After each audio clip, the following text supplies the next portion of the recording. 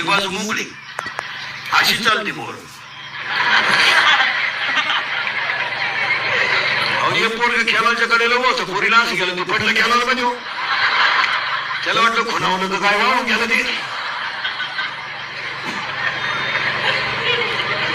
हटकावले पाहिजे धरून. मुलीचं दप्तर तपासीत जा शाळेतल्या. 8-10 दिवसातून तिच्या वह्या चेक करा. शेवटच्या पानावर ग्रहपाठ असतो.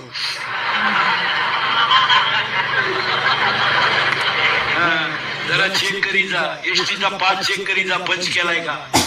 8 दिवस झाले आपल्या पोरीचा पास पंच नाही. पोरगी भुयारातून वर्गात निघती का काय झालं.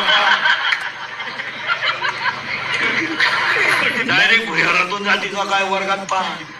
मुलीचे मोबाईल चेक करी जा. 3 सिम आहेत त्याच्यात. तुम्हाला एकच नंबर माहिती, 2 नंबरांना घरात रेंज नाही. मुलीचा मोबाईल घरात आवाज नाही देत, सज्जन येतो.